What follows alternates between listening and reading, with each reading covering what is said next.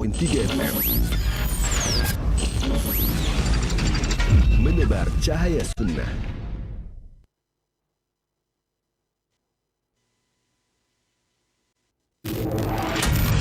Roja TV, saluran tilawah Al-Quran dan kajian Islam. Para pemirsa Roja TV.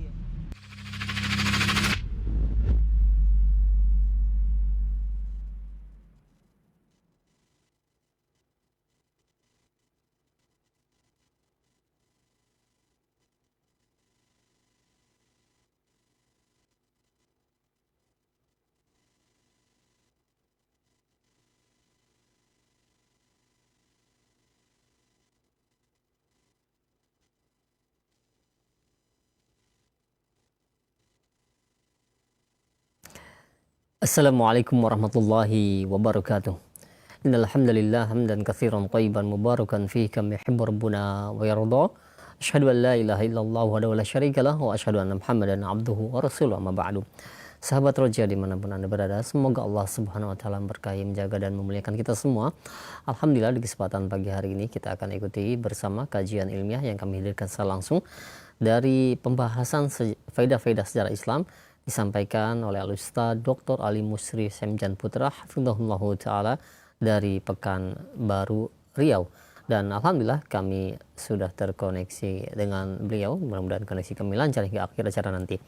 Setelah materi yang akan disampaikan oleh beliau di kesempatan pagi hari ini, silakan bagi Anda yang ingin bertanya, Anda bisa mengirimkan pertanyaan melalui layanan pesan WhatsApp atau menghubungi kami di nomor 0218236543.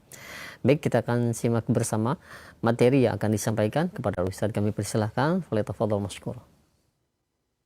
Bismillah, Assalamualaikum warahmatullahi wabarakatuh. Alhamdulillah, wassalatu wassalamu ala rasulillah, la hawla wa la quwata illa billah. Pemirsa dan pendengar Roja TV dan Radio Roja ini muliakan Allah Subhanahu wa taala. Alhamdulillah, puji syukur kepada Allah Subhanahu wa taala. Salawat dan salam buat Nabi kita Muhammad sallallahu alaihi wasallam. Semoga Allah Subhanahu wa taala senantiasa memberikan kesehatan, keberkahan, dan kemudahan kepada kita di dalam mempelajari, memahami, mengamalkan dan mendakwahkan agama yang mulia ini. Pemirsa dan pendengar rahmati Allah Subhanahu wa taala, dalam pertemuan yang lalu kita telah membahas tentang pandangan Ahlussunnah wal Jamaah tentang tawassul dan juga menjawab syubhat-syubhat orang yang mengatakan bahwa Syekhul Islam Taimiyah mengharamkan tawassul. Dan ini adalah lanjutan dari pembahasan tersebut yang lebih rinci lagi, yang lebih detail lagi, di mana tawassul yang syar'i itu adalah bertawassul dengan doa orang soleh yang masih hidup dan hadir. Ya, dan tawassul yang syirki adalah tawassul dengan orang-orang yang telah meninggal. Meminta didoakan oleh orang yang telah meninggal. Ini adalah tawassulnya orang-orang kaum musyrikin. Sebenarnya ketika mereka menyatakan dengan tawassul mereka, ma na'buduhum illa liyuqarribuna ilallahi zulfa. Kami tidak menyembah mereka. Kami ingin mereka itu mendekatkan kami kepada Allah dengan sedekat-dekatnya. Atau mereka mengatakan berhujah dengan wa ya'buduna min dunillah ma la yadurruhum wa la yanfa'uhum. Mereka menyembah sesuatu dengan selain Allah. Yang menyembah sesuatu selain Allah. Sesuatu yang mereka menyembah selain Allah yang tidak berikan mudarat, tidak bermanfaat bagi mereka. Lalu mereka mengatakan yang mereka sembah itu adalah orang-orang yang dapat beri syafaat mereka di sisi Allah Subhanahu wa taala. Nah, jadi tawassul adalah suatu hal yang bisa dibolehkan dan juga bisa dilarang. Cuma prakteknya bagaimana. Kemudian juga kita lah bahas yaitu tawassul bid'i. Tawassul bid'i yaitu tawassul dengan bizat. Tawassul bizat orang soleh atau nabi. Nah, kalau yang syar'i tadi sudah kita sebutkan adalah doa, yaitu bertawassul dengan doa orang soleh yang masih hidup dan hadir. Yang kedua adalah tawassul syirki. Ini tawassul yang bisa mengeluarkan seseorang dari Islam, yaitu meminta kepada orang yang telah mati agar mereka memohonkan sesuatu untuk orang yang hidup kepada Allah Subhanahu wa taala, sehingga datang ke kuburannya dan berkata, wahai fulan, tolong mohonkan untuk kami kesehatan kepada Allah.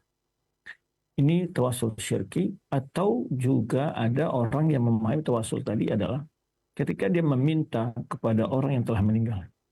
Ya fulan, tolong sembuhkan penyakit kami. Ya fulan, tolong lepaskan kami dari masalah. Ya fulan, tolong sampaikan saya kepada tujuan dan tujuan saya atau meraih sesuatu dan sebagainya.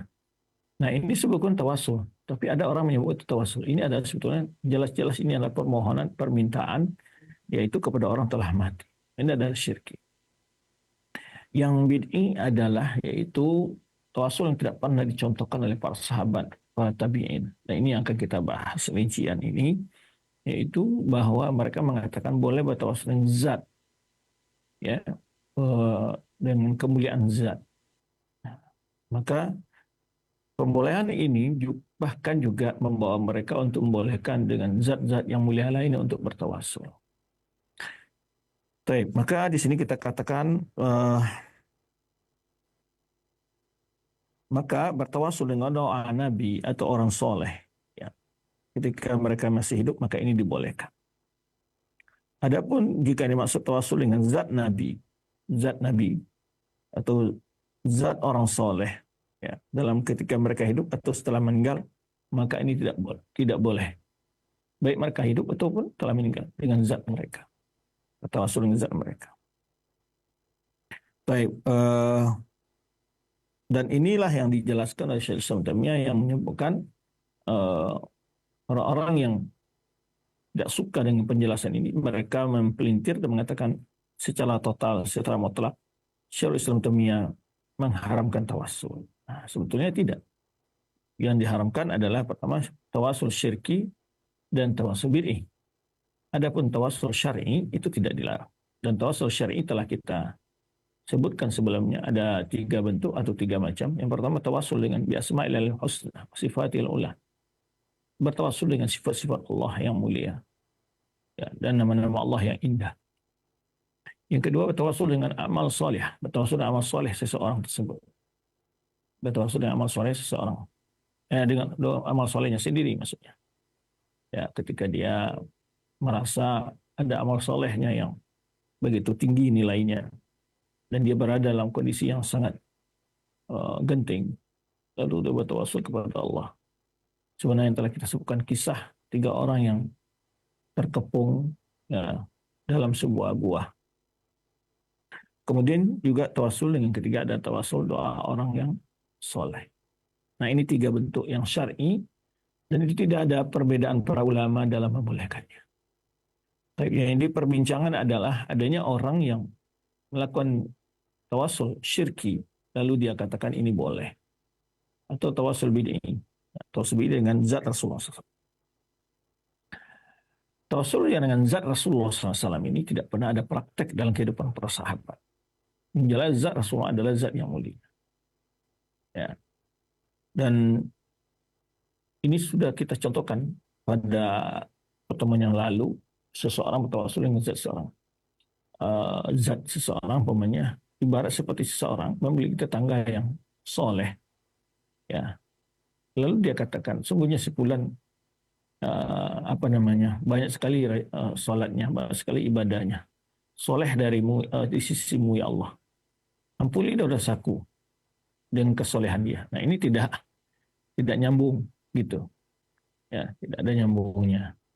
Maka dia mengatakan kesolehan tetangganya sebagai untuk tawasul dengan kesolehan tetangganya untuk diterima doanya. Ya, soleh umpamanya tetangganya rajin salat malam, sering berinfak, ya, rajin baca Quran. Lalu si fulan tetanggaku adalah orang soleh, ya Allah tolong terima doaku. Nah, seperti itu.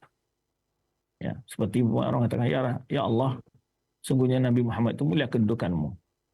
Ya, sangat, ya, dia adalah hamba yang telah engkau ampuni dosa yang berlalu dan akan datang. Lalu dia katakan, ampuni dosaku atas kemuliaan dia. Nah, itu karena kemuliaan dia.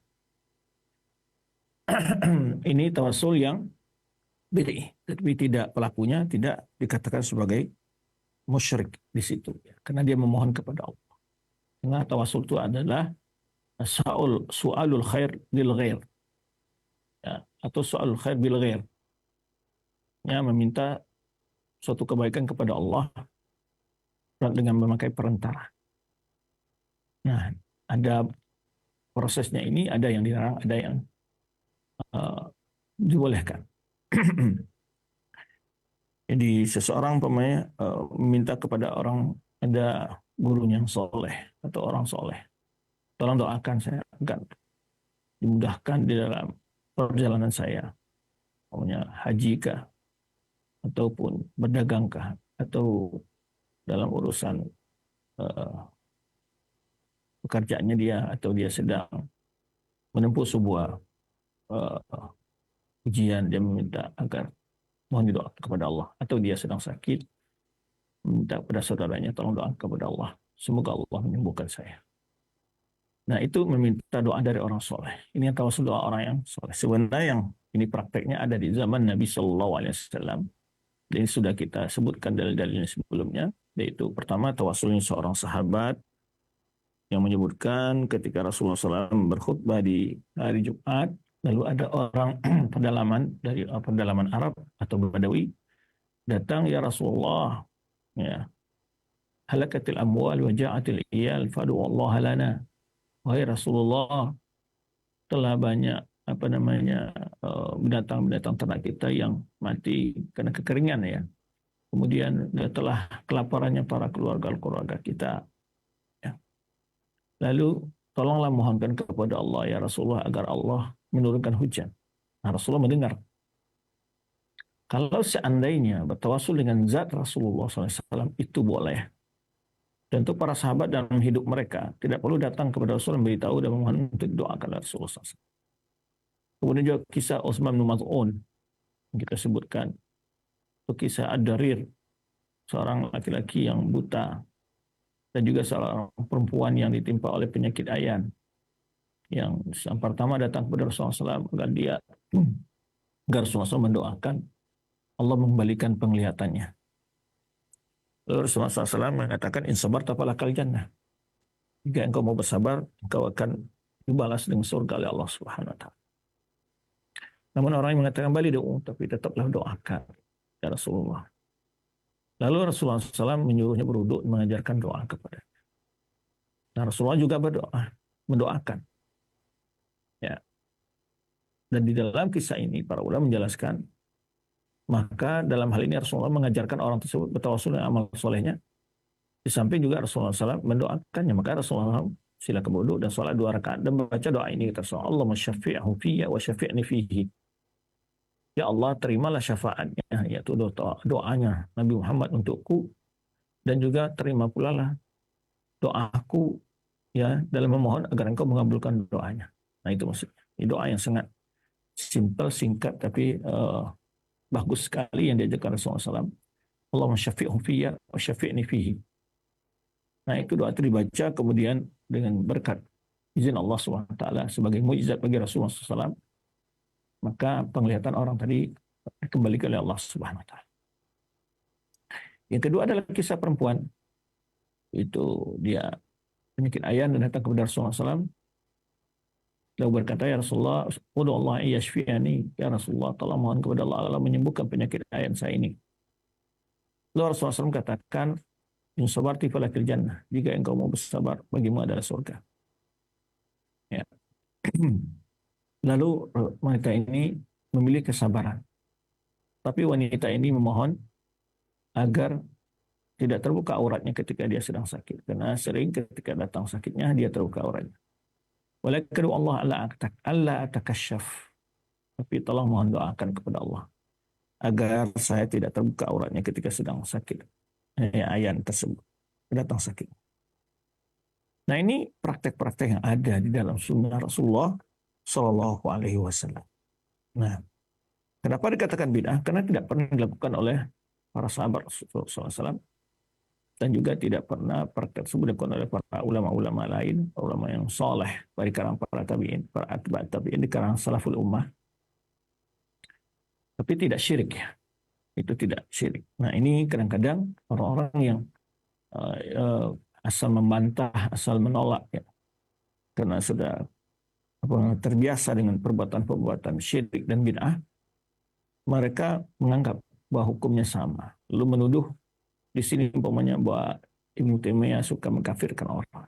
Padahal jelas tafsilnya, rinciannya. Begitu. Baik. Di sini berkata rahimallah anil awal, yaitu tentang kebolehan berdoa bertawasul dengan orang soleh. Ini berdoa tawasul dengan doa orang soleh masih hidup ini merupakan salah satu bentuk tawasul yang telah kita sebutkan sebelumnya. Du'aul anbiya alaihi wassalatu wassalam wa istighfaruhum wa syafa'atuhum huwa sababun yanfa'. Jadi di sini beliau tidak mengingkari. Kata beliau, doa para nabi ya alaihi wassalatu wassalam dan kemohonan ampun mereka, syafaat mereka adalah satu sebab yang bisa bermanfaat. Artinya dibolehkan. Ya. Idza ja'allahu mahalla qabilan lahu.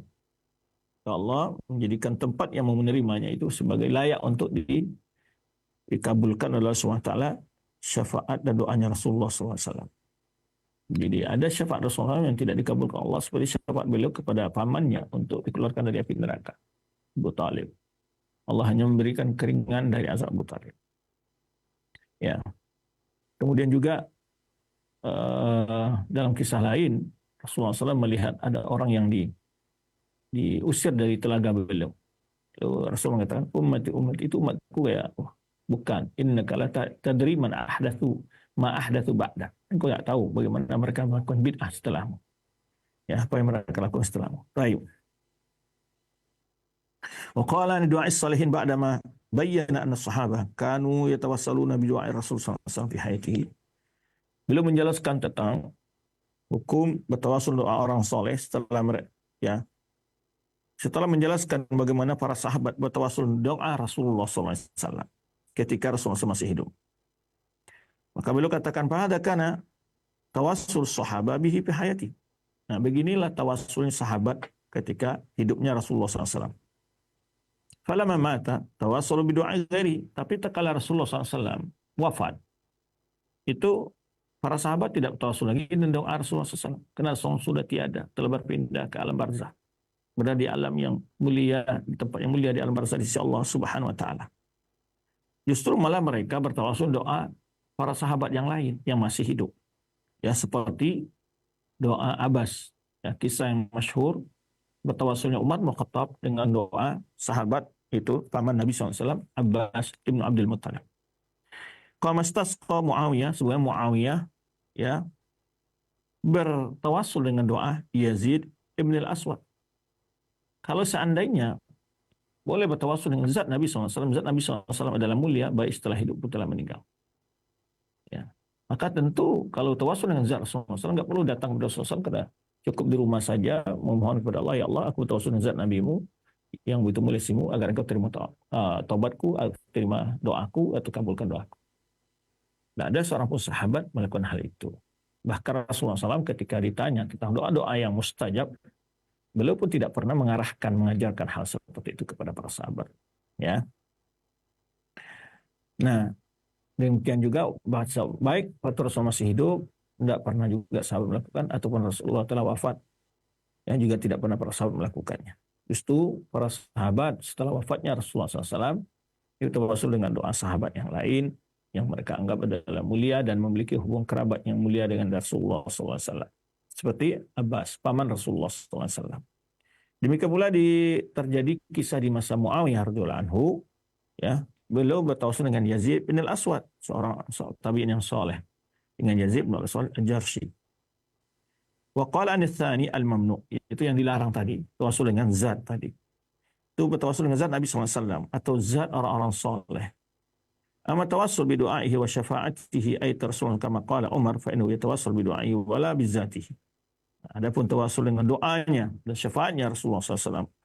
Sebagaimana Umar ya bertawassul dengan doanya Rasulullah SAW bukan dengan zatnya Rasulullah SAW. Karena itulah Umar atau para sahabat ada lu'anil tawassul bihi ila tawassul bi ammihi Abbas. Ketika Rasulullah telah wafat, justru sahabat berpindah bertawassul kepada ya berpindah dari tawasul dengan Nabi SAW kepada bertawasul dengan pamannya Nabi SAW itu Abbas radhiyallahu anhu. Lau kana tawasul bi zatihi, seandainya bertawasul dengan zat Rasulullah SAW itu boleh, lakana hada aula min tawasul bi Abbas. Kalau seandainya boleh bertawasul dengan zat Nabi SAW, tentu lebih utama lah bertawasul dengan zat Nabi SAW daripada bertawasul dengan Abbas. paman Nabi sallallahu alaihi wasallam. Nah, ini satu jawaban. Ya. Komentar-komentar yang jelas sebetulnya pembahasan-pembahasan yang dijelaskan oleh ulama Ahlussunnah Jamaah yang tentu sangat gampang, mudah dipahami. Ya, tidak perlu berbelit-belit ketika memberikan hujah. Jelas, kalau seandainya boleh bertawassul dengan zat Nabi SAW, tentu Umar radhiyallahu ataupun ya, Muawiyah tidak akan berpindah. Ya, Umar berpindah. Sebelumnya kata Umar, kunna natawassul bi Rasulullah SAW. Ya, fataskina wal an natawassal bi amri Rasulina sallallahu alaihi wasallam. Kum ya Abbas, ud'u Allah lana. Kata Umar bin Khattab radhiyallahu anhu. Ya, kepada Abbas. Dulu ya Allah, kalau kami bertawassul dengan Rasulmu ketika Rasul masih hidup, engkau kabulkan, engkau beri kami hujan. Lalu sekarang kami akan bertawassul dengan doa paman Nabi kami, yaitu Abbas. Ya. Nah, ini di antara praktek yang ada, dicontohkan. Kalaulah seandainya bertawassul dengan zat Nabi SAW itu dibolehkan, tentu sahabat akan melakukannya dan jelas zat Rasulullah SAW, manzilah Rasulullah SAW, kedudukan Rasulullah SAW itu jauh lebih mulia dari Abbas. Ya.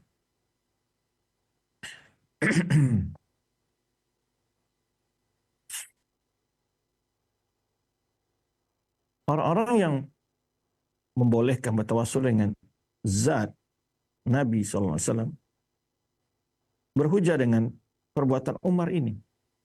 Ya, ya orang-orang yang menentang Syaikhul Islam, ya, berhujah dengan istisqanya Umar, permohonan Umar bin Khattab kepada Abbas, dengan Abbas, mengatakan bahwa itu dia bertawassul dengan zat Abbas, bukan dengan doa Abbas. Nah, ini jelas sekali pemelintiran dalam penjelasan kisah tersebut. Jelas Umar mengatakan, kum ya Abbas, ud'u Allah lana. Ya. Berdirilah ya Abbas, mohonkan untuk kami kepada Allah. Abbas hadir di situ. Nah, orang-orang yang membolehkan bertawassul dengan zat, mereka katakan itu bertawassul dengan zatnya Abbas. Nah, sungguhnya pendalilan mereka dengan hal itu adalah zahirul butlan, sangat jelas sekali kebatilannya, kekeliruannya, ketidaksahan dalil mereka berhujah bahwa Umar bertawassul dengan zat Abbas di situ. Dan terjawab syar'i ya, di sini jelaskan ini pola menjawab syubhat-syubhat yang disebar oleh orang-orang yang menentang aqidah sahihah. Bahkan lebih mempromosikan tawassul al-syirki wal bid'i daripada tawassul syar'i. Ya, sebetulnya seorang muslim ya kenapa harus mencari hal-hal yang masih diragukan? Sudah jelas di sana ada hal yang pasti dan juga dibolehkan dan sepakat para ulama. Bertawassul dengan nama-nama Allah dan sifat-sifat Allah. Bertawassul dengan amal soleh sendiri atau bertawassul dengan doa orang yang masih hidup. Maka pertama adalah nusus syar'iyyah ya yufassiru ba'daha ba'dhan. Harus digabung dalil-dalil itu, tidak dipotong-potong dalil itu.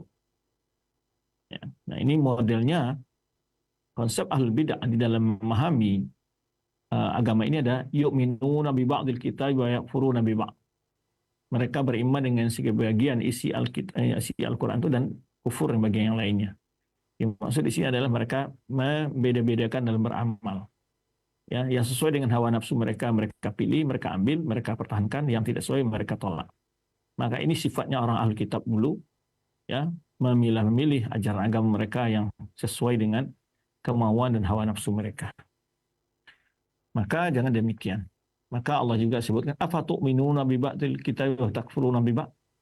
Apakah kalian akan beriman dengan isi Alkitab dan kufur dan sebagainya? Kalau kita lihat sebab-sebab timbulnya penyimpangan dan bid'ah dalam agama itu. Kita ambil saja semua kelompok al-bid'ah masuk ke dalam ayat ini. Mengambil perkara sebagian dan meninggal sebagian. Contoh kalau kita ambil umpamanya orang-orang Qadariyah. Ya. Mereka beriman dengan ayat-ayat yang menetapkan bahwa Allah Subhanahu wa taala itu tidak zalim kepada makhluknya. Ya, maka berhujjah dengan ayat-ayat yang berkenaan dengan ini saja. Ya. Wa ma kana rabbuka dzalamil abid. Ya.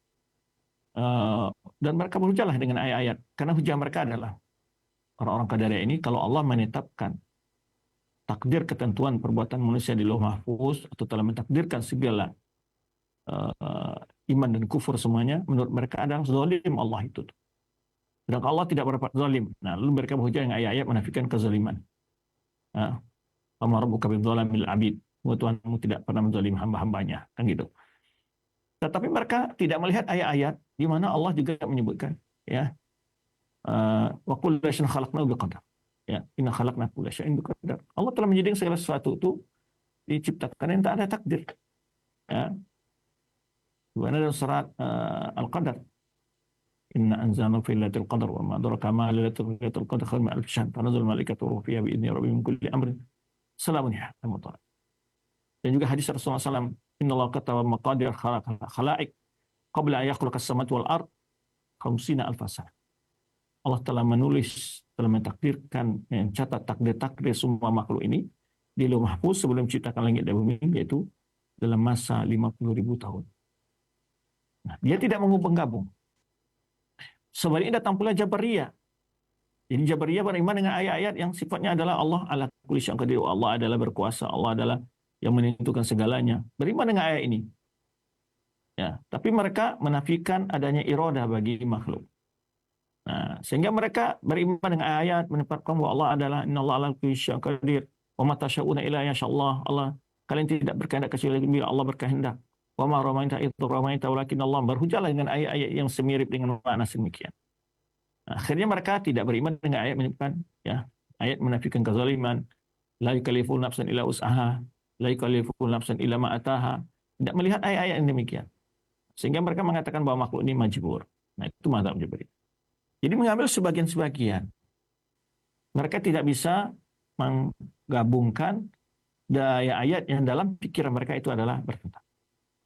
Kita ambil lagi pokoknya orang-orang ahlul kalam dan orang-orang musyabbiha. Lawannya orang musyabbiha. Orang ahlul kalam itu ingin mentanzih, ingin mensucikan Allah dari menyerupai makhluk. Tapi mereka menafikan sifat-sifat Allah karena mereka berpendapat setiap menetapkan sifat bagi Allah akan menyerupakan Allah dan makhluk. Nah, sehingga mereka menafikan semua sifat-sifat atau sebagiannya.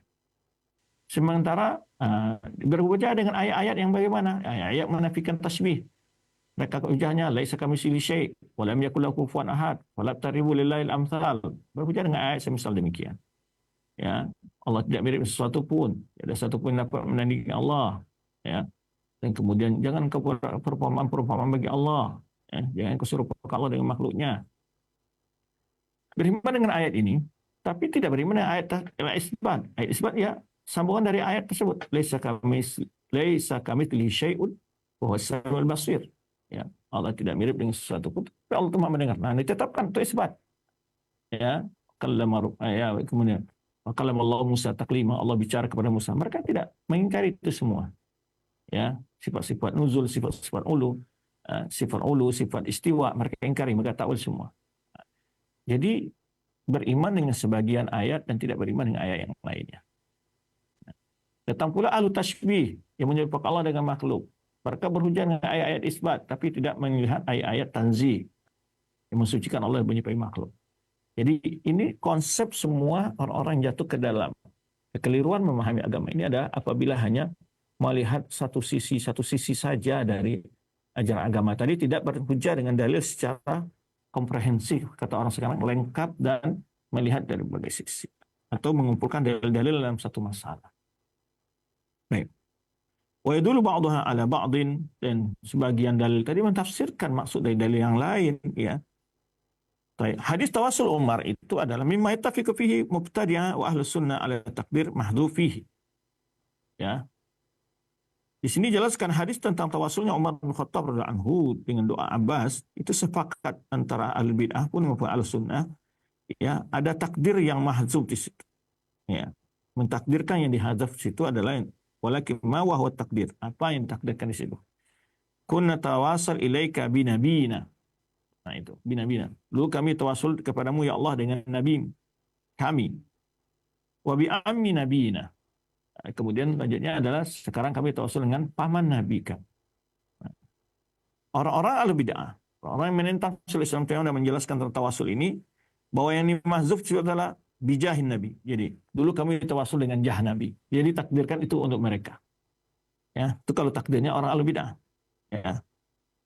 Dan ini jelas butlan tawassul bi jahin Nabi. Di mana dengan jah Nabi ini telah kita sebutkan batal takdirnya demikian. Ya. Karena kalau dengan jah Nabi, tetap jah Nabi setelah wafat pun tetap mulia. Wa amma al-sunnah fayaruna takdir masuk bi doa nabiyina. Takdir setelah dengan doa Nabi kami. Wa bi doa Abbas, dengan doa Abbas. Ya. Karena mana doa Abbas itu? Karena jelas Umar mengatakan, "Kum ya Abbas, ud'ullaha lana." Sahabat-sahabat yang datang kepada Rasulullah, "Ya Rasulullah, ud'ullah li." Tadi yang kita sebutkan di awal pembahasannya. Mereka justru mengatakan, "Ya Rasulullah, tolong doakan kepada Allah." Ya. Itu semua konteksnya, bukan dengan jah. Kalau di hari kiamat, padang mahsyar, manusia meminta syafaat kepada Rasulullah SAW, bukan dengan jah. Tetapi dengan doa Rasulullah SAW. Ya, mereka datang kepada Adam, datang kepada Nabi Nuh, kepada Ibrahim, Musa, Isa. Ya. Setiap mereka datang dalam riwayat tersebut disebutkan mereka bertawassul dengan doa. Ala tarau mimma nanu fi. Ya. Tidakkah engkau melihat bagaimana kondisi kami di sini, kata orang-orang kepada para nabi kelak. Ya. Itu lalu mereka meminta didoakan. Ya. Isfa' lana inda rabbik. Tolong memohonkan untuk kami syafaat kepada Tuhanmu. Nah, jadi ini hal-hal yang kadang-kadang bagaimana permainan kalau kita tidak belajar itu akan mudah sekali ditipu ya atau dikibulin ya di dalam memahami agama ini oleh orang kalau kita tidak melihat penjelasan para ulama. Baik.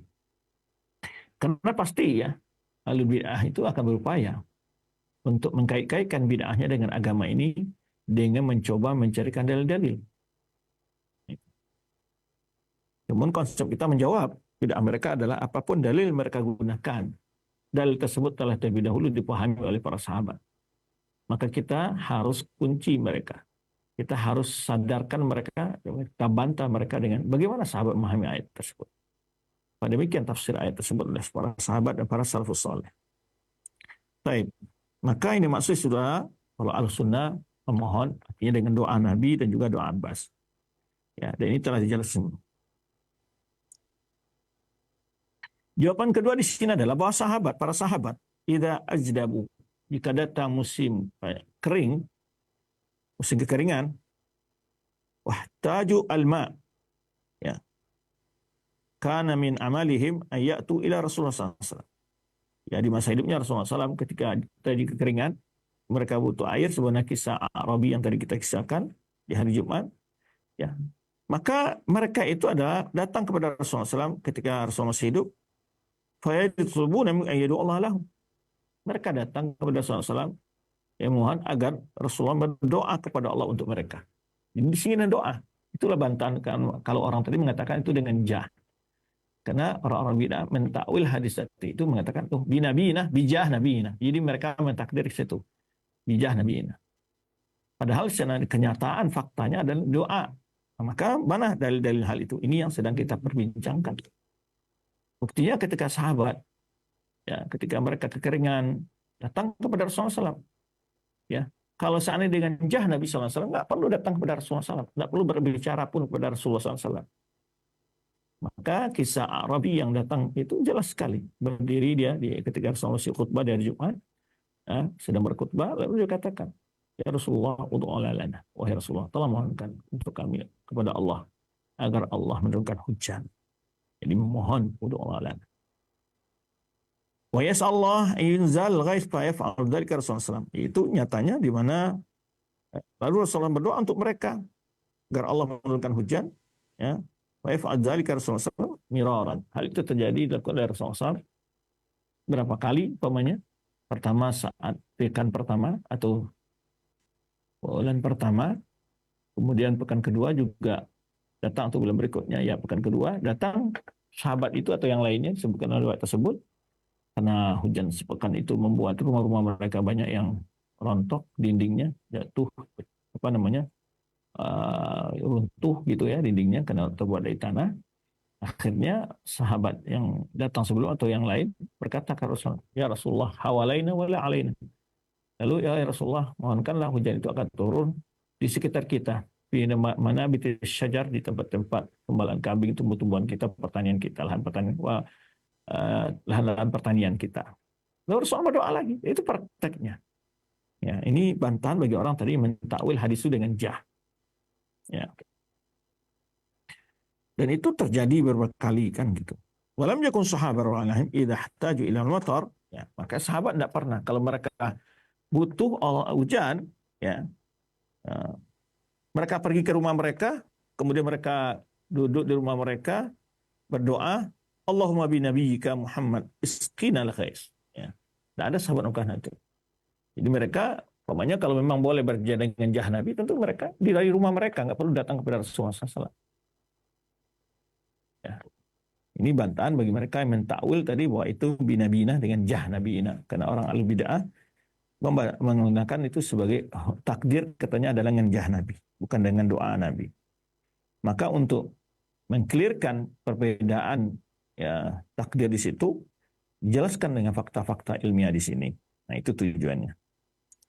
Kalaulah seandainya boleh dengan jah Nabi SAW, tentu para sahabat kalau mereka butuh, karena mereka sebagai sahabat-sahabat tadi, mereka tentu akan cukup di rumah mereka saja, ya, berdoa kepada Allah, ya Allah, dengan sebab nabimu, dengan jah nabimu Muhammad, tolong turunkan hujan kepada kami.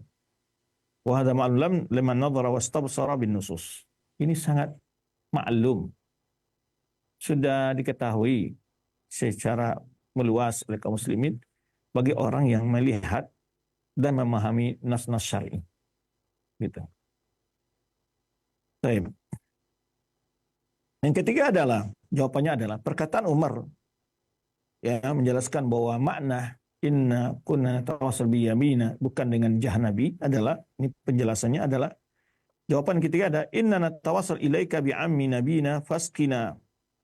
Ya, kami bertawassul kepadamu ya Allah dengan paman nabi kami, maka turunkanlah hujan untuk kami. Manahu anna tawassal nabi amri yaqdalahi Abbas. Ya, maksudnya adalah tawassul dengan hal yang dimampu oleh Abbas, itu berdoa. Walaik duraya Rasulullah SAW, dan Rasulullah SAW itu tidak mampu karena Rasulullah telah wafat.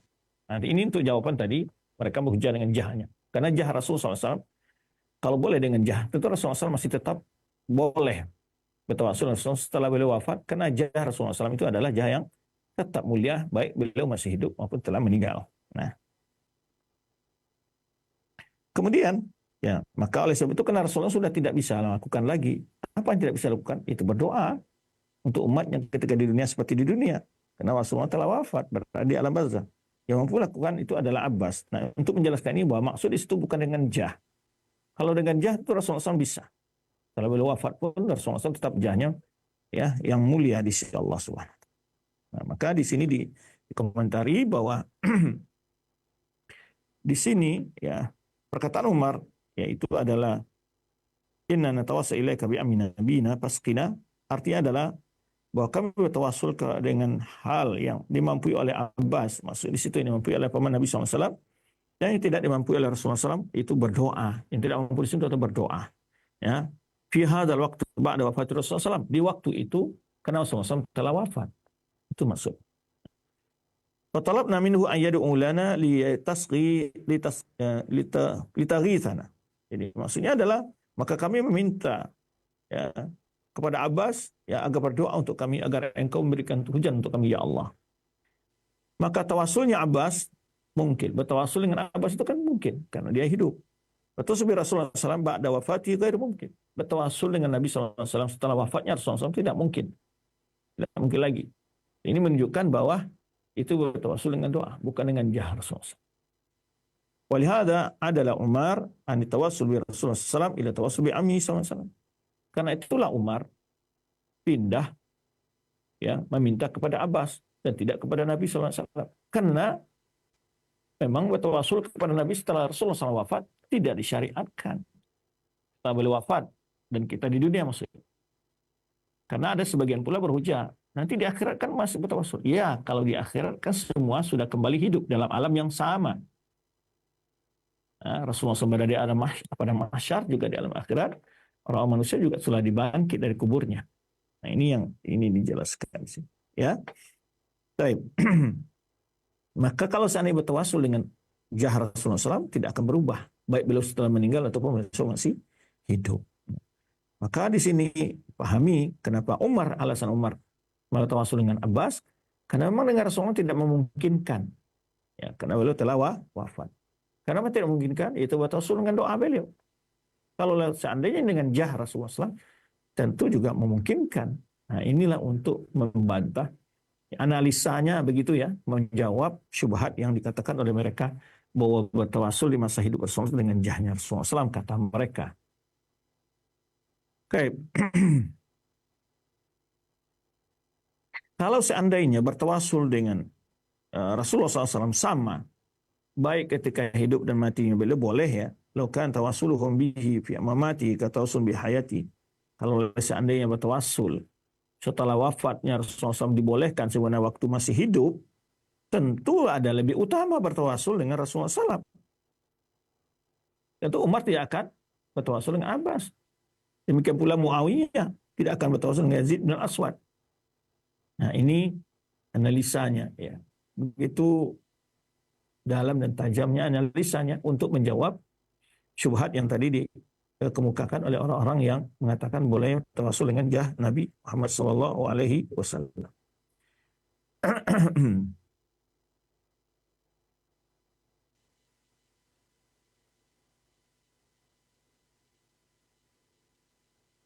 Nah, jawaban lain ada. Kalau mereka alasan mereka lagi nih, orang al-bid'ah tadi mengatakan, itu ya dulu alal jawaz. Nah, mereka mengatakan bolehnya bertawasul dengan selain Nabi. Baik, sekarang di waktu hidupnya Rasulullah SAW, pernahkah sahabat bertawasul dengan selain Rasul Sallallahu Alaihi Wasallam? Karena mereka mempelintir juga katanya.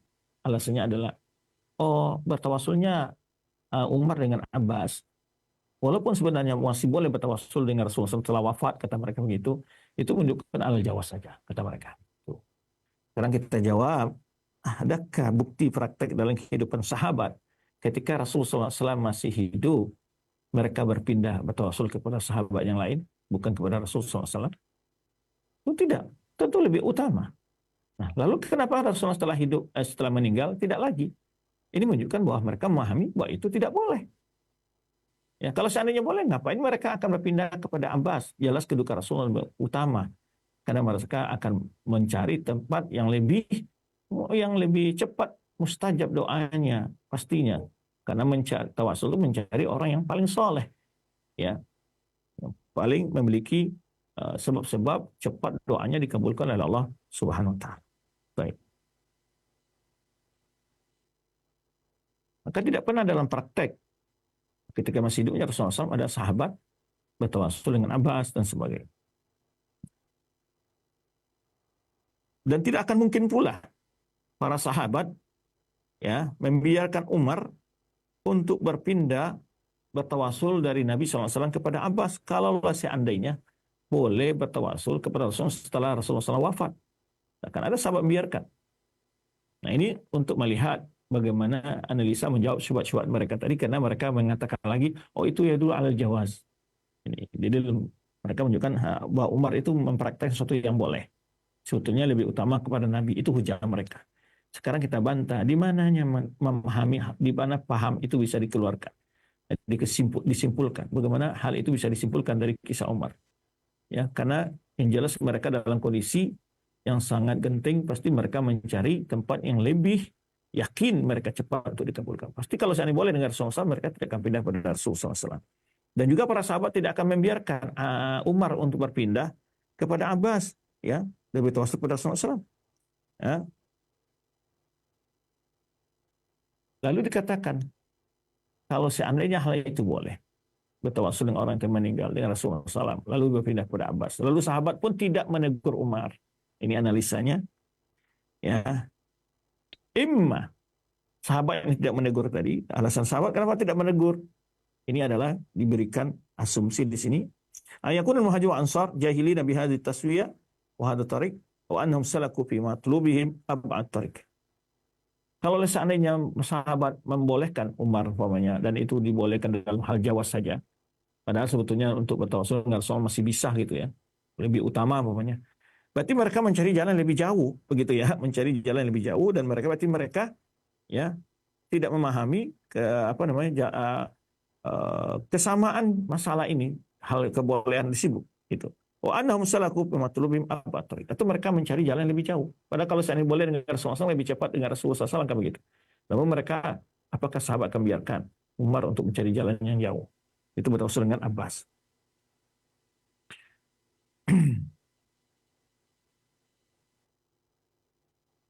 Kemudian di sini jawab lagi, kalau seandainya boleh bertawassul dengan zat setelah meninggal, ya, diizinkan dan dibolehkan, sebenarnya pendapat orang al-bid'ah ini, lakana udul an tawassul bil misal. Kalau orang tadi berpindah bertawassul dari Nabi SAW kepada Abbas dalam kondisi yang sangat genting itu, sakhafan tarfuduhu uqul sawiyah. Itu enggak diterima oleh akal sehat. Mereka dalam kondisi yang sangat-sangat genting, sangat-sangat membutuhkan diistijabah doa mereka oleh Allah SWT. Lalu mereka berpindah kepada Abbas, sedangkan untuk bisa bertawassul dengan Rasulullah. Ini satu hal yang tidak masuk akal gitu. Ya. Kemudian, padahal mereka juga para sahabat memahami bahwa para nabi itu hidup di kuburan mereka, ya, hayatnya hakiki, ya. Tidak seperti tentu ini dimaksud adalah sesuatu hal yang mudah dicerna sebenarnya, ya, mudah dipahami. Cuman ketika orang al-bid'ah mencoba melintir, memutarbalikkan dalil-dalil itu, akhirnya perlu dijawab dengan lebih rinci dan lebih tegas dan jelas. Itu maksud. Kalau seandainya boleh bertawassul bahwa perpindahnya Umar kepada Abbas dalam tawassul itu, padahal boleh bertawassul dengan Rasulullah setelah Rasulullah SAW wafat, tentu suatu hal yang tidak masuk akal. Karena ada dua hal di sini. Berarti sahabat lebih mencari jalan yang lebih jauh, kemudian juga tidak masuk akal dalam kondisi orang sedang butuh untuk jawaban doanya lebih cepat, lalu berpindah kepada Abbas, padahal kepada Rasulullah masih bisa. Begitu. Taib.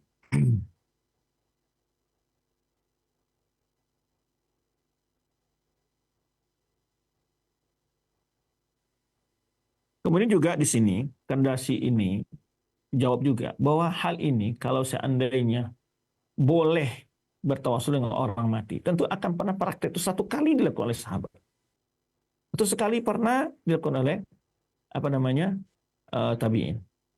Tapi nyatanya kejadian Umar untuk meminta doa ketika kalau di salat istisqa kepada Abbas itu bukan satu kali, dua kali. Bahkan kalau tadi kekeringan, Umar memohon agar Abbas untuk berdoa kepada Allah. Kalau tentunya boleh dengan Rasulullah SAW, sesekali tentu akan mereka lakukan bertawassul dengan jah Rasulullah SAW tadi. Tapi kenapa dengan Abbas tersebut? Memang itu patennya bahwa menunjukkan tidak bolehnya bertawassul dengan jah Nabi SAW. Tidak ada dalil dan tidak ada diamalkan oleh para sahabat perbuatan seperti itu. Nah. Oleh sebab itu di hadis Umar bin Khattab, kanu idza qahatu istasqa bil Abbas. Ini bahwa praktek ini bukan satu kali, dua kali di masa Umar. Jadi bukan dalam rangka mengajarkan kepada manusia boleh bertawassul juga dengan orang yang lebih mafdul. Dengan mafdul ini orang yang mulia dengan orang yang lebih mulia. Tidak mungkin. Pasti bertawassul di zat yang lebih mulia dengan orang yang cepat-cepat diterima doanya. Ini sebetulnya penjelasan ya, jawaban dari argumentasi orang-orang yang membolehkan bahwa itu bertawassul dengan jah Nabi SAW.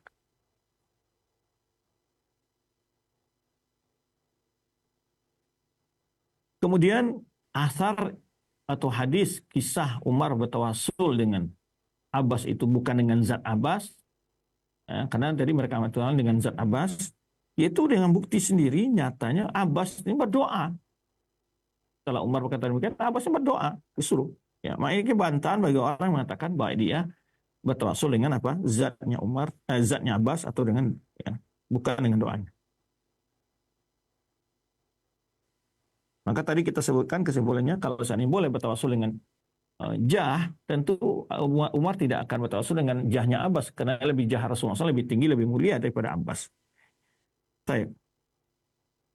Kemudian jawaban terakhir adalah bahwa Umar adalah kita diperintahkan untuk mencontoh perbuatannya dalam bertawassul ini. Itu dengan orang mulia yang masih hidup, ya, bukan dengan praktek-praktek yang menyelisih sunnah khulafa ar-rasyidin. Sedangkan Rasulullah SAW menyebutkan ketika ada perselisihan-perselisihan kelak dalam hadis Ibad bin Sariyah, fa innahu may ya'ish minkum fa sayara ikhtilafan katsira. Sungguh nanti siapa yang hidup di antara kalian, kata Rasulullah, akan melihat perselisihan yang banyak. Perbedaan-perbedaan yang banyak. Itu apa solusi Rasulullah sebutkan? Fa'alaikum bisunnati, ya, wa sunnati khulafair rasyidin mahdiyyin ba'di. Hendak kalian pegang erat sunnahku dan sunnah khulafair rasyidin. Nah, sunnah khulafair rasyidin demikian. Ya, tidak pernah bertawassul dengan jah. Kemudian juga secara khusus Rasulullah SAW menyuruh kita untuk menjadikan Umar sebagai panutan. Ya, iqtadu bil ladaini min ba'di, ya, birrajulaini min ba'di, Abi Bakar wa Umar. Hendaklah kalian mentelanai dua orang setelah aku, kata Rasulullah SAW, itu Abu Bakar dan Umar. Baik. Maka praktek yang tawassul dengan orang soleh yang masih hidup itu adalah sunnah yang dilakukan oleh para sahabat di masa hidupnya Rasulullah SAW, meminta doa Rasulullah SAW.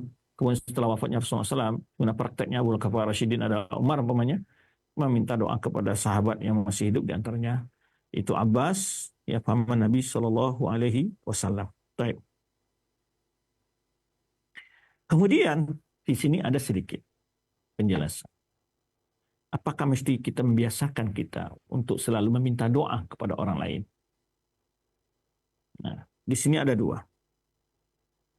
Meminta kepada makhluk ketika hidup itu terbagi, ya, dan memohon setelah meninggal itu, ya, ada dua bentuk ini. Memohon kepada makhluk itu ada dua bentuk. Dia masih hidup atau telah meninggal. Yang setelah meninggal jelas itu adalah bagian perbuatan syirik. Karena dia tidak mendengar orang yang meminta di dunia ini, ya, dia tidak dapat mengetahui hal yang gaib mereka. Kemudian doa juga merupakan ibadah yang harus diikhlaskan kepada Allah Subhanahu wa taala. Maka Allah katakan, ud'uni astajib lakum. Berdoa kepada Allah. Kemudian juga Allah sebutkan, ya, innal ladzina yastakbiruna an ibadati. Ini setelah menyebutkan ud'uni astajib lakum. Ini menunjukkan bahwa ibadah itu bagian dari doa. Qala rabbukum ud'uni astajib lakum. Kata Rabb kalian, memohonlah kepada aku, kata Allah, aku akan perkenankan permohonan kalian. Baik. Memohon kepada makhluk itu secara dasarnya adalah dilarang. Dibolehkan dalam beberapa kondisi. Ya. Wa tarkuhu tawakkulan afdal. Sedangkan dibolehkan, tapi tawakal kepada Allah SWT itu lebih afdal. Ya. Maka Allah sebutkan fa idza faragta fansab wa ila rabbika farghab. Mana dalil dari ayat ini? Wa ila rabbika farghab. Maka engkau berharap kepada Tuhanmu. Ya. Jadi berharaplah kepada Tuhanmu, bukan kepada selainnya. Dari Auf bin Malik bahwa Nabi SAW membaiat sekelompok dari sahabat, ya, wa asara kalimatan khafiyah, lalu membisikkan suatu kalimat yang dibisikkan, ya, alla tas'alun nas syai'an. Jangan engkau meminta apapun kepada orang lain, kata Rasulullah SAW. Maka Auf bin Malik menyebutkan, walaqad ra'aitu ba'da ulaika nafar yasqutu sautu ahadihim fama yas'al ahadan yunawiluhu iyyahu. Ketika sahabat tadi yang dibisikkan oleh Rasulullah SAW itu dilihat oleh Auf bin Malik, ada tongkat salah seorang mereka jatuh, tidak ada pernah minta tolong agar orang lain mengambilkan untuknya. Itu bagaimana sahabat lebih tinggi tawakalnya kepada Allah.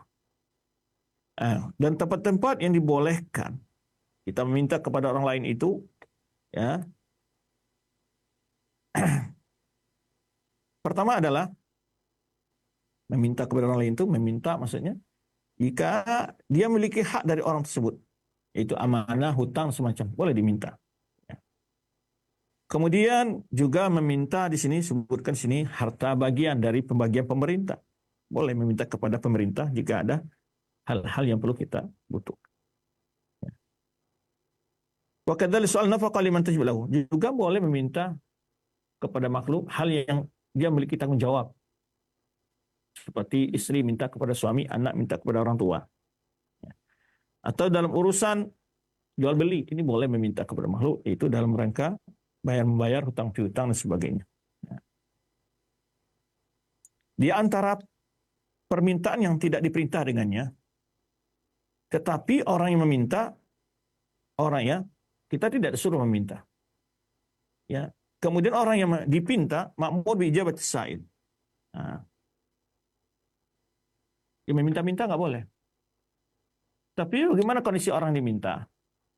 Ya, kondisi orang meminta itu boleh memberi.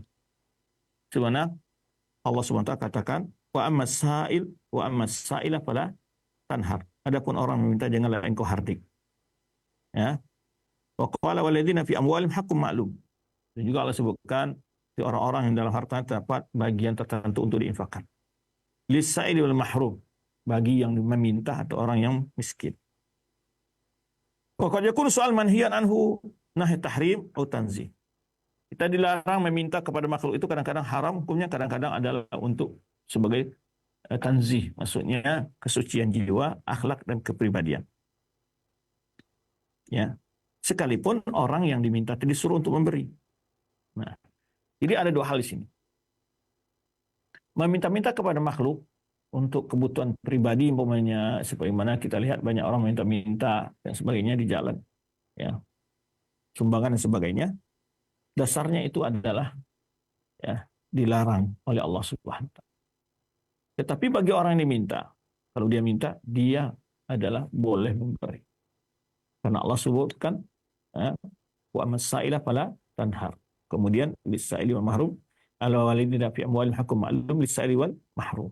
Yang mereka dalam hartanya terdapat bagian tertentu bagi orang yang meminta dan orang yang miskin. Nah, demikian pula wa in kana al-mas'ul ma'mur bi ijabati soal, walaupun orang yang diminta tadi diperintah untuk memperkenankan permohonannya. Fa Nabi sallallahu alaihi wasallam min kamalihi ayyutis sa'il. Ya, wa in kana nafyus su'al sa'il manhiyan anhu. Rasulullah SAW disuruh untuk memberi orang-orang yang meminta, dan Rasulullah juga memberi orang yang meminta kepada beliau, sekalipun ya meminta itu dilarang. Nah, di sini dijelaskan sistemnya. Ini yang dimaksud di sini, kebiasaan-kebiasaan kita selalu bergantung kepada makhluk dalam doa dan di dalam berbagai hal kita.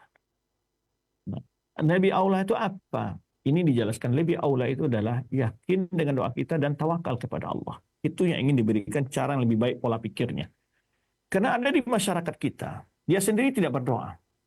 Namun ketika dia berjumpa atau ziarah ke guru segala macamnya, baru diminta doakan. Sementara dia sendiri tidak berdoa. Gitu yang itu ada kebiasaan seperti demikian. Sehingga kadang-kadang ya ketika datang ziarah ke gurunya atau ikut pengajian itu dibawalah air putih karena berharap ini akan dimantrakan. Jadi dia tidak ada keyakinan dalam diri untuk dia sendiri yang memohon kepada Allah. Sehingga terjadilah ngalap berkah, terjadilah permohonan doa, kadang-kadang untuk didoakan harus ada kenceleng dan sebagainya. Nah, ini efek-efek inilah yang memang perlu dibersihkan di tengah masyarakat kita. Atau sikap dan perbuatan seperti ini. Nah, menganggap selalu berdoa itu digantung kepada orang lain. Merasa bahwa Allah tidak akan pernah mengabulkan doa dia kalau dia tidak bertawassul dengan orang soleh. Ini yang ingin diperbaiki dalam pola berpikir kaum muslim. Yang selama ini seakan-akan bahwa pintu kebaikan itu hanya melalui orang soleh saja. Nah, di sini bukti-buktinya adalah Syaikhul Islam menjelaskan walihada lam yu'raf qattun anna as-siddiqa wa nahu min akabir sahabat sa'alu syai'an min dzalik. Nah, contoh di sini. Karena itu di masa hidupnya Rasulullah SAW, sahabat-sahabat senior, sahabat-sahabat yang mulia-mulia, al-asyar masyhur bil jannah, sahabat yang 10 orang jamin masuk surga, seperti Abu Bakar, Umar, Utsman, Ali dan seterusnya, yaitu disebutkan sini, ya. Maka oleh sebab itu Abu Bakar Siddiq dan sahabat-sahabat senior lainnya tidak pernah meminta apapun kepada Rasulullah SAW. Tidak pernah minta didoakan oleh Rasulullah SAW. Kenapa? Mereka lebih tawakal. Ya. Dan Rasulullah SAW juga tidak pernah ketika ditanya doa yang makbul itu apa, bertawassul dengan doa orang soleh. Tidak pernah. Ketika Rasulullah ditanya bagaimana supaya doa saya makbul ya Rasulullah, atib mat'amah. Yaitu perbaiki apa yang kamu makan. Ya, jangan makan hal yang haram. Karena hal yang haram itu akan menyebabkan tertolaknya doa kita. Dalam hadis yang lain juga Rasulullah menyebutkan innallaha thayyibun la yaqbalu illa thayyiban wa innallaha amara mu'mina bil mursalin. Sungguh Allah itu baik, maha baik dan tidak menerima kecuali yang baik, dan Allah memerintahkan kepada orang beriman itu apa yang diperintah kepada Nabi.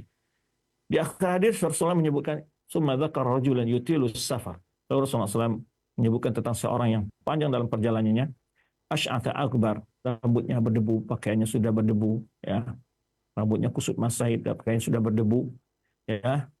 Rafa'a yadayhi ila sama. Dia berdoa. Ya Rab, memohon kepada Allah, ya seorang karena doa seorang musafir adalah makbul. Tapi dia tidak diterima doa Allah. Fa'anna istajabu lahu. Mana Allah akan mau mengabulkan doanya? Wa mat'amuhu haram wa mashrabuhu haram wa ghudhiya bil haram. Di mana Allah akan mengabulkan doanya? Karena makan minumnya dari yang haram, pakaiannya haram. Wa ghudhiya bil haram, dia selalu mengkonsumsi hal yang haram. Nah, inilah bahayanya kita mengkonsumsi hal yang haram. Ya, baik dari hasil curian, tipuan, atau benda itu yang haram sendiri, ya, dan sebagainya. Kan riba dan sebagainya. Harta yang haram tidak menyebabkan yang adalah akan menghambat terkabulnya doa kita. Maka di sini contoh teladan kalau lihat sahabat-sahabat Nabi yang senior, ya, yang pantas diteladani, yang sangat pantas untuk diteladani, tak pernah mereka meminta-minta ke Nabi SAW untuk didoakan. Karena memang itu tidak suatu perkara yang utama. Kalau seandainya itu utama, pasti sahabat-sahabat ini lebih dahulu melakukan dan Rasulullah menganjurkan untuk melakukan hal itu. Gitu. Kemudian, wala sa'aluhu an yad'u lahum. Tidak pernah mereka minta kepada Nabi SAW agar berdoakan untuk mereka. Ya. Wa in kanu qad yatlubuna min aidil muslimin. Tetapi mereka hanya meminta kalau berdoa bukan untuk pribadi mereka, mendoakan kaum muslimin. Mendoakan untuk kaum muslimin. Seperti sahabat tadi yang meminta didoakan turunkan hujan yang datang ketika Rasul berkhutbah. Dia tidak meminta untuk dirinya. Ya, meminta untuk semua secara umum kaum muslimin. Ud'u'allah lana. Ya. Wa daraba lidzalika dalilan biqaulin Umar. Ya, dalil hal ini adalah dengan perkataan Umar. Dari Rasulullah SAW fi nahri ba'd ad-dawab khaufan mulaqatil adu wa hum jiya. Yaitu perkataan Umar kepada Rasulullah SAW ketika saat menyembelih sebagian tunggangan, ya, ketika nanti takut ketika berhadapan dengan musuh dan mereka sedang lapar. Ya. Mereka kan kena merah lapar. Kemudian perbekalan sudah habis, tidak ada kecuali hanya kendaraan mereka sendiri, kuda mereka sendiri atau unta mereka sendiri. Apakah ini disembelih? Padahal mereka dalam jihad ini. Ya. Nah, dalam kondisi sangat kelaparan, dalam keadaan berjihad. Ya. Lalu Umar hanya berkatakan, in ra'aita anta nas bi baqaya azwadihim fatajma'u, ya, summa tad'u Allah bil barakah fa inna Allah yubarik lana fi da'watika. Ini praktek dalam suatu perjalanan, kisahnya dalilnya ini bahwa sahabat tidak pernah meminta untuk keperluan pribadi mereka. Dan bila mereka meminta pada Rasulullah SAW meminta untuk kebaikan umum kaum muslimin. Dalam satu perjalanan, mereka kehabisan bekal. Kemudian kalau mereka sembelih kuda mereka ataupun kendaraan mereka, tunggangan mereka ini, unta mereka, tentu mereka bagaimana dalam berjihad dengan kekurangan kendaraan dan seterusnya. Ketika dalam, ya, itu Umar berkata kepada Rasulullah, bagaimana pendapatmu wahai Rasulullah SAW, engkau panggil orang-orang ini yang ikut dalam perjuangan bersama Rasulullah SAW dan berjihad itu, sisa-sisa makanan mereka itu mereka kumpulkan, lalu engkau doakan diberi berkah. Kata Umar, doakan, dikumpulkan sisa makan itu, doakan untuk berkah. Sungguhnya Allah SWT memberikan keberkahan kepada kami dalam doamu, fi da'watika, dalam doamu. Didoakan oleh Rasulullah SAW. Supaya sisa dari apa itu cukup untuk mereka konsumsi, ya, sesuai dengan anggota mereka saat itu. Ini contoh-contoh bahwa praktek kehidupan para sahabat dalam meminta doa kepada orang lain. Baik. Kemudian dalam meminta orang lain, atau baik yang diminta atau meminta, ada yang diperintahkan dalam agama kita. Apa yang diperintahkan? Yaitu menuntut ilmu. Boleh kita meminta ilmu. Dan orang diminta wajib memberi. Ini kita membahas ini masalah minta-meminta itu apa yang dibolehkan, mana yang utama, ya, mana yang dilarang, dan mana yang memang wajib. Yang wajib meminta itu minta ilmu. Di antara meminta itu ada yang diperintahkan.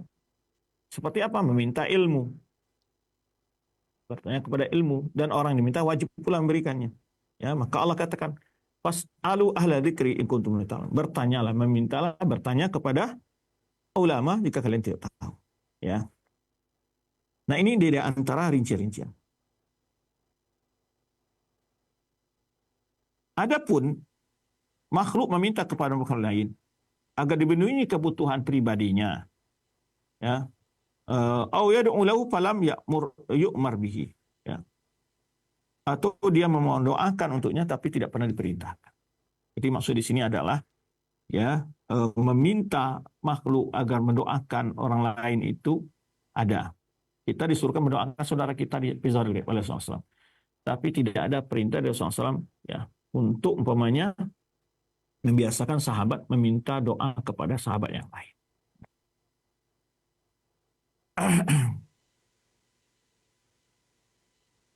Adapun meminta kepada makhluk sesuatu yang tidak mampu kecuali Allah Subhanahu wa taala, seperti disembuhkan penyakit, ya, dibayarnya hutang, ya, kesembuhan untuk keluarga, ampunan dosa, maka semua hal ini tidaklah boleh dimohon kecuali kepada Allah Subhanahu wa taala. Ya, tidak boleh diminta kepada malaikat, para nabi, para wali, ya, memohon hal itu kepada Allah dan merupakan perbuatan syirik. Nah, itu perkara memohon ketika manusia ini sama-sama hidup. Adapun setelah mati, maka ini tidak sama sekali ada kebolehan dalam meminta, ya, baik meminta kepada nabi, kepada para wali, ya, apalagi dari selain mereka. Sebenarnya jelaskan, adapun meminta, jelaskan sebetulnya apa meminta mayat, maka tidak pernah disyariatkan, ya, tidak diwajibkan, tidak dianjurkan, tidak pula dibolehkan. Falam yaf'al hadza qatun ahad min as-sahab. Tidak ada satupun dari orang sahabat melakukan hal itu. Wat tabi'in, baik kalangan ulama tabi'in, ya, lastahabba dzalika ahad min salaf, dan juga tidak ada pada seorang para ulama salaf menganjurkan hal itu. Li'anna dzalika fihi mafsadatun rajih. Karena itu membawa suatu kemudaratan yang sangat fatal. Walaysa maslahatun rajih. Tidak ada kebaikan dalamnya. Itu merupakan kesyirikan. La yu'is al-mayt syai'an. Tidak boleh meminta kepada orang telah meninggal, baik nabi, wali, siapapun saja, apapun tidak boleh diminta. La yutlab minhu aidullah, tidak boleh minta agar dia mendoakan kita kepada Allah. Wala ghairi dzalika. Wal yu'isha ilai syai'un min masa'ibid dunya wa din. Dan juga tidak boleh diadukan kepada mereka segala hal yang berkenaan dengan urusan dunia ini ataupun urusan agama.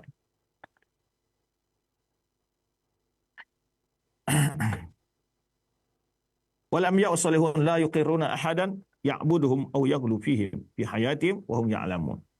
Para nabi, orang-orang soleh tidak pernah membolehkan seorang pun mengkultuskan mereka, berlebih-lebihan dalam menyanjung mereka ketika mereka hidup, apabila mereka mengetahui hal itu. Bahkan mereka melarang hal itu, ya, bahkan memberikan hukuman orang-orang melakukan hal itu. Sehingga Allah sebutkan dalam firman-Nya tentang Nabi Isa alaihissalam, ma qultu lahum illa ma amartani bihi. Ketika Allah bertanya kepada Nabi Isa, ya, kelak di akhirat disebutkan di sini bagaimana, apakah engkau dan ibu menyuruh untuk menyembah, apakah engkau menyuruh manusia untuk menyembahmu dan orang tuamu, kata Allah SWT kepada Nabi Isa. Maka Nabi Isa menjawab, ma qultu lahum illa ma amartani bihi an ya'budullaha rabbi wa rabbakum. Aku tidak pernah mengatakan kepada mereka kecuali apa yang engkau perintahkan, ya Allah, padaku, itu bahwa mereka menyembah Allah, Tuhanku dan Tuhan mereka. Wa kuntu alaihim syahidan, dan akulah menjadi saksi di atas mereka madumtu fihim hayya, ketika aku masih hidup. Kalau aku masih hidup, aku bisa menjadi saksi atas mereka. Fawalamma tawaffaitani, kalau engkau telah mewafatkanku, kunta anta raqiba alaihim, engkaulah yang mengawasi mereka. Jadi para nabi nggak tahu apalagi yang dilakukan umatnya setelah mereka telah wafat. Ini ayat menunjukkan.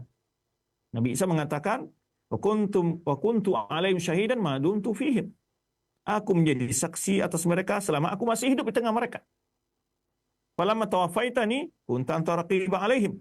Kalau engkau telah mewafatkanku, engkaulah menjadi pengawas atas mereka. Para nabi yang telah wafat tidak akan tahu apapun yang dilakukan oleh umatnya di dunia ini. Wa anta ala kulli syai'in syahid. Dan engkau atas segala sesuatu maha menyaksikan, kata Nabi Isa. Dan ini menjelaskan.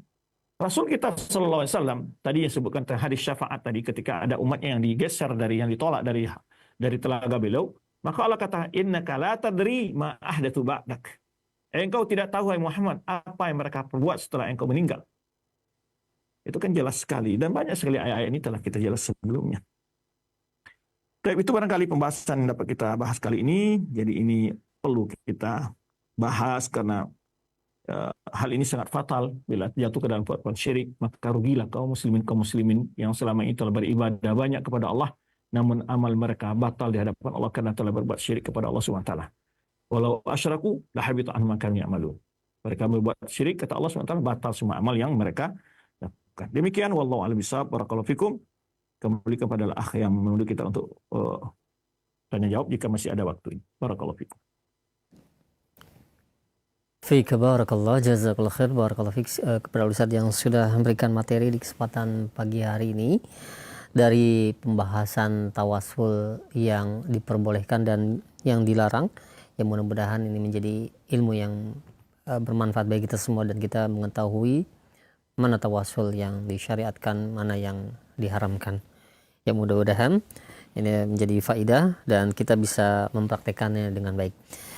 Selanjutnya kami buka sesi interaktif, sesi soal jawab. Bagi Anda silakan yang ingin bertanya perihal pembahasan ini, Anda bisa mengirimkan pertanyaan di layanan pesan WhatsApp di 0218236543 atau nanti juga bisa kami berikan kesempatan untuk di layanan telepon di 0218236543. Nah, Ustaz, ada pertanyaan dari penanya yang berada di Sulawesi. Ya Ustaz, bagaimana jika kita bersalawat kepada Nabi Shallallahu Alaihi Wasallam, baik di dekat kuburannya ataupun jauh dari kuburannya, lalu Rasulullah SAW akan menjawab salam tersebut. Apakah ini termasuk Nabi mendoakan kita, Ustaz?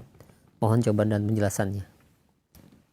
Baik, di situ adalah bentuk bagaimana para anbiya itu tidak bagaimana disebutkan dalam hadis Rasulullah SAW bahwa jasad-jasad anbiya itu tidak dimakan dan mereka hidup dalam kubur mereka, dalam artian bahwa mereka juga disebutkan dalam khosais para anbiya itu mereka salat dalam kubur mereka. Baik. Apa yang dikatakan tanya oleh para penanya ini juga dipahami oleh para sahabat, di mana para sahabat juga mengetahui bahwa Rasulullah SAW apabila ada umatnya yang memberi salam, maka Allah jika dia jauh dari maka Allah akan mengirim malaikat itu as-sayyahin untuk menyampaikan kepada Nabi SAW salam umatnya. Sekaligus di sini bahwa Rasulullah tidak tahu yang gaib. Nah, ketika Rasulullah SAW disampaikan kepada umatnya salam itu, Rasulullah menjawab, ya. Nah, salam ini adalah kewajiban yang memang sebagai bentuk keutamaan memberikan salam kepada Rasulullah SAW. Memberikan salawat dan salam. Karena Allah SWT katakan, ya alladzina amanu, inna Allah malaikatahu yusholluna 'alan nabi ya alladzina sallu alaihi wasallimu taslima. Surat Al-Ahzab. Jadi keutamaan memberikan salam di sini terdapat. Tapi bukan berarti Rasulullah SAW mendoakan di sini, beliau menjawab salam. Bukan tidak disebut namanya mendoakan. Walaupun isi doa salam itu merupakan suatu doa. Ya. Nah, maka oleh sebab itu ketika ini yang disebutkan oleh Allah SWT. Yang disampaikan kepada Nabi SAW hanya salam saja. Dan beliau hanya bisa menjawab salam umatnya yang disampaikan kepada beliau. Adapun permintaan umatnya, nggak ada yang disampaikan kepada beliau. Gitu. Ini juga jawaban dalam hadis itu sendiri terdapat jawabannya. Bahwa Rasulullah tidak mengetahui hal yang gaib, maka yang menyampaikan beliau adalah malaikat, dan beliau menjawab salam umatnya sebagai motivasi untuk banyak umatnya selalu memberikan salam kepada Rasulullah Shallallahu Alaihi Wasallam. Nah, untuk motivasi umatnya, maka salam kita akan dijawab oleh Rasulullah SAW. Walaupun kandungan jawaban salam itu ada doa, betul, ya doa. Jadi itu artinya Rasulullah SAW hanya menjawab sesuai yang disampaikan oleh malaikat. Yang disampaikan oleh malaikat hanya salam saja. Tidak ada hal lain. Kalau seandainya ada perkara-perkara lain itu bisa dipahami, dikias-kiaskan oleh orang, tentulah para sahabat lebih dahulu melakukan hal itu. Tentu mereka mengatakan bahwa Rasulullah SAW dapat mengetahui segala permohonan kita dengan disampaikan malaikat. Tidak. Karena dalam hadis itu yang disampaikan oleh malaikat hanyalah salam. Wallahu a'lam bishawab. Nah, baik, alhamdulillah, terima kasih banyak Ustaz. Jazakallah khair atas jawaban dan penjelasan Ustaz. Dan selanjutnya ada pertanyaan kembali Ustaz kedua yang kami ajukan di layanan pesan WhatsApp, yaitu mengenai tawasul dengan amalan kita Ustaz. Di saat seperti apakah kita memang disyariatkan untuk bertawasul, meminta kepada Allah dengan amalan yang telah kita lakukan, Ustadz? Apakah boleh kita bertawasul dengan amalan kita untuk berharap dunia, Ustadz? Mohon jawaban dan penjelasannya. Baik, tentu beramal soleh jelas wajib diikhlaskan kepada Allah, bukan untuk mencari dunia. Adapun tawassul yang ada di dalam nas-nas syar'i adalah yaitu amal yang memang kita harapkan diterima Allah dan kita berada dalam kondisi sangat butuh untuk dibantu oleh Allah Subhanahu wa taala. Seperti kisah 3 orang yang terkurung di dalam gua tersebut. Maka oleh sebab itu kita baca penjelasan para ulama, para salafus saleh, mereka sering takut bahwa balasan amal soleh mereka itu di dunia saja. Jadi oleh sebab itu sedikit juga dalam kisah para sahabat, ya bahkan ya sangat jarang kita temukan para sahabat menggunakan amal soleh sebagai alat untuk bertawassul. Ada demikian pula orang-orang soleh menyebutkan, bahkan sebagian perkataan saleh menyebutkan, aku takut seandainya balasan amalku itu hanya di dunia saja. Habis amal solehnya untuk bertawasul ini habis dibalas oleh Allah SWT. Selesai dibalas amalmu di dunia. Tapi di akhirat dia tidak mendapatkan apa-apa. Bahkan itu yang ditakutkan oleh para ulama salaf. Ya, kita beramal untuk kebahagiaan akhirat, bukan kebahagiaan duniawi. Makanya tidak ada contoh-contoh dalam doa-doa, ya, kecuali hanya memohon kebaikan dunia dan akhirat kepada Allah SWT. Adapun amal soleh kita diharap disimpan pahalanya oleh Allah SWT untuk kita nikmati di akhirat. Kalau kita gunakan untuk bertawasul mencari hal duniawi, ya secara umum boleh-boleh saja. Ya, tapi di antara indikasinya para ulama kita mengatakan adalah jangan sampai amal soleh itu dibalasi di dunia dan di akhirat kita tidak memiliki balasan amal soleh lagi. Karena telah dibalas oleh Allah SWT ketika di dunia. Wallahu a'lam bishawab. Nah, alhamdulillah, terima kasih banyak Ustadz, jazakallah khair atas jawaban dan penjelasannya. Dan satu kesempatan kami berikan di line telepon, silakan bagi Anda mungkin yang ingin bertanya secara langsung di 0218236543, silakan. Dan kami mohon maaf tidak menghubungi nomor tersebut di panggilan WhatsApp, tapi di panggilan nomor biasa silakan ya di 0218236543. Nah, silakan, mungkin sudah ada yang terhubung untuk Anda yang ingin bertanya langsung kepada Ustaz Dr. Ali Musri Semjan Putra. Ya, halo. Halo, assalamualaikum. Waalaikumsalam warahmatullahi wabarakatuh. Dengan siapa, di mana Ibu? Ibu hamba Allah dari Tasikmalaya. Ibu hamba Allah, ya, silahkan. Ustadz mau nanya, bagaimana tawasul yang seperti begini yang dilakukan di daerah saya? Ila hadratin Nabil Mustafa, ila ruhi, ila arwahi, seperti begitu itu Ustaz, ada tuntunannya atau yang baik atau yang buruk ya, seperti begitu. Kebiasaan di daerah saya setiap ada acara apa-apa saja, jadi di tawasulan pertamanya acaranya seperti tawasul yang seperti begitu. Baik. Saya takutnya kebid'ahan gitu.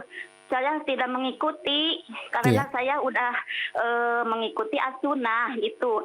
Takutnya saya takut saya salah, takut saya tidak mengikuti itu jadi dosa gitu. Nanti penjelasannya Ustaz. Assalamualaikum warahmatullahi wabarakatuh. Waalaikumsalam warahmatullahi wabarakatuh. Yang ditanyakan oleh ibu kita dari Tasikmalaya ini, terima kasih, semoga ibu dan keluarga selalu sehat dan berkah Allah Subhanahu wa taala. Tentang yang ditanyakan tadi, bukan itu lafaz tawasul, tapi itu digunakan dalam istilah oleh ulama adalah menghadiahkan bacaan kepada Rasulullah. Ya, mereka mengatakan ila hadratin Nabi al-Mustafa al-Fatihah, gitu yang ditanyakan. Itu memang ada amaliyah dilakukan oleh sebagian saudara-saudara kita yang lain. Karena berpendapat dengan masalah bolehnya menghadiahkan amal soleh kepada orang yang telah berlalu. Dan mereka menganggap Rasulullah SAW telah berjasa besar, atau para ulama-ulama telah berjasa besar. Maka mereka menghadiahkan bacaan Al-Fatihah, ataupun zikir-zikir pokoknya. Ya, tapi yang sering kita dengar itu ada Al-Fatihah. Kepada Syekh Abdul Qadir Jailani, itu kadang-kadang sering kita dengar, ya, dan kepada guru-gurunya. Baik, yang dimaksud di sini adalah sebagai bentuk bakti kepada mereka-mereka, menurut mereka yang telah berjasa kepada umat ini, apalagi Rasulullah SAW. Baik. Cuman di sini, pertama kalau kita tanya, adakah contoh hal itu dilakukan oleh para sahabat kepada Rasulullah SAW? Bukankah para sahabat Nabi SAW lebih adalah umat yang terkemuka, ya, ataupun generasi terkemuka di kalangan umat Islam yang paling cinta kepada Rasulullah SAW? Adakah contoh demikian dari para tabi'in sebagai murid-murid para sahabat yang mereka juga lebih paham bagaimana memuliakan dan mencintai Rasulullah SAW? Kemudian para atba' tabi'in, para ulama-ulama umat seperti Imam Abu Hanifah, Imam Malik, Imam Syafi'i dan Imam Ahmad. Pernahkah mencontohkan hal itu? Menghadiahkan bacaan Al-Fatihah, ya, itu sebetulnya berasal dari boleh menghadiahkan amal soleh, bacaan Al-Quran dan sebagainya kepada orang yang telah meninggal. Hal ini ada perselisihan daripada para ulama. Pertama, secara umum, ada yang berpendapat yang boleh itu yang ada dalilnya. Ya. Adapun bacaan-bacaan, kalau menurut Imam Syafi'i itu tidak sampai, yang tidak ada contohnya. Ya, seperti menghadiahkan tahlil dan juga bacaan-bacaan Al-Quran, kalau menurut Imam Syafi'i itu tidak sampai. Ya. Tetapi yang sampai adalah yang ada contoh-contoh dalam sunnah seperti doa, sedekah jariyah, ya, dan atau haji, membayar puasa dan sebagainya, mengumrohkan, sesuai yang ada contohnya dalam sunnah Rasulullah. Tadi tujuan para sebagian yang mengamalkan itu adalah untuk membalas jasa baik daripada pejuang Islam dan sebagainya atau terutama pada Rasulullah SAW. Lalu kita ketahui, kalau seandainya hal itu adalah merupakan hal yang baik, tentu Rasul kita akan contohkan pada umatnya. Tapi Rasul kita mencontohkan agar kita kalau bukti kita cinta pada Rasulullah, di antara bacaan yang harus kita sering baca adalah bersalawat kepada Rasulullah SAW. Bersalawat dalam artian salawat yang diajarkan. Tidak perlu ditambah-tambah salawat-salawat yang panjang-panjang, yang susah dihafal, kemudian diadakan kenduri, diadakan acara besar-besar. Bukan begitu. Itu bukan masalah, bukan salawat seperti itu. Itu acara salawatan mungkin bisa disebut. Tapi kalau berselawat itu kapan dan di mana saja, nggak perlu ada dipimpin oleh seorang ustadz, seorang kiai, seorang habib. Enggak. Kita cukup baca Allahumma shalli ala Muhammad wa ala ali Muhammad. Ibu-ibu sedang duduk di rumah, sedang meracik bawang, sedang menggoreng, bisa saja banyak berselawat kepada Rasulullah SAW. Itu yang ada contohnya dari Rasulullah SAW. Ya. Maka lebih baik kita melakukan hal yang ada dalil pasti, hal-hal yang kita ragu tentangnya tinggalkan saja. Bila kita tidak melakukannya, tidak akan salah karena memang tidak ada perintah dan contoh dari Rasulullah SAW, dan juga tidak ada contoh dari para sahabat Nabi radhiyallahu anhum. Ya.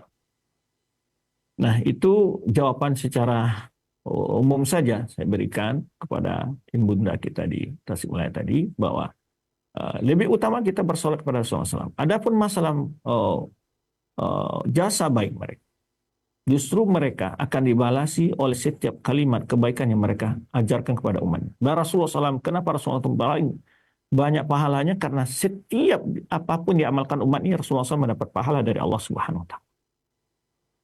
Tanpa kita hadiah pun, kita beramal soleh, itu Rasulullah SAW mendapat pahala dari Allah Subhanahu Wa Taala. Karena Rasulullah SAW menyebutkan, man dalla ala khairin kafa'ilihi, man da'a ila huda, kana lahu minal ajr mislu ajari man tabi'ahu ila yaumil qiyamah la yanqusu min ujurim syai'an. Orang menunjukkan kebaikan, dia dapat pahala seperti orang melakukannya. Orang menyuruh kepada petunjuk, dia mendapat pahala orang mengamalkan petunjuk itu sampai hari kiamat, tanpa sedikit pun mengurangi pahala orang yang mendapat petunjuk tersebut. Jadi cara kita untuk berbakti kepada guru yang telah berjasa seterusnya, amalkan ilmunya, mereka akan selalu mendapat hadiah. Itu karena salah satu amal yang tidak terputus pahalanya adalah ilmun yuntafa'u bih. Itu amal yang ilmu yang bermanfaat. Itu barangkali yang dapat kita jelaskan. Wallahu a'lam bishawab. Nah, baik, alhamdulillah, terima kasih banyak Ustaz. Jazakallahu khair, barakallahu fiik. Dan pertanyaan tadi merupakan pertanyaan penutup Ustaz di kesempatan pagi menjelang siang ini. Jazakallahu khair kepada antum yang sudah meluangkan waktunya dan mungkin ada cerita yang dapat disampaikan untuk para pemerhati roja sekalian. Baik, terima kasih atas kebersamaan antum semua pada pagi hari ini yang telah mengikuti kajian kita di pagi ini. Dan juga terima kasih pada teman-teman, para kru, seluruh teman kerja di studio Cilengsi maupun studio Stay Imsyad Pekanbaru. Semoga Allah SWT senantiasa memberikan taufik dan inayah kepada kita, menjaga kita dalam kebaikan, memberkahi kita dalam segala urusan kita. Terima kasih. Mohon maaf jika ada kekurangan dan pencapaian materi. Subhanakallah bihamdika. Asyhadu an la ilaha illa anta astaghfiruka wa atubu ilaik. Wassalamualaikum warahmatullahi wabarakatuh. Waalaikumsalam warahmatullahi wabarakatuh. Sekali lagi kami ucapkan terima kasih banyak kepada Ustaz. Jazakallah khair. Barakallahu fiik. Semoga Allah menjaga antum beserta keluarga dan berkahi dari ilmu yang telah disampaikan, berkahi juga dari pertemuan kita di kesempatan pagi hari ini. Demikian ikhwatal Islam, ma'azakumullah, para sahabat roja sekalian dimanapun Anda berada, kajian ilmiah yang kami hadirkan secara langsung dari pembahasan mengenai tawasul yang disyariatkan dan tawasul yang dilarang, yang mudah-mudahan ini menjadi ilmu yang bermanfaat bagi kita semua dan kita bisa mempraktikkan dengan benar mana tawasul yang disyariatkan, yaitu dan dicontohkan baik menurut dalil dari Al-Quran dan hadis, ataupun tawasul yang dilarang, yang hal tersebut malah akan menimbulkan dosa bagi kita. Demikian kami undur diri, mohon maaf apabila ada kesalahan. Assalamualaikum warahmatullahi wabarakatuh.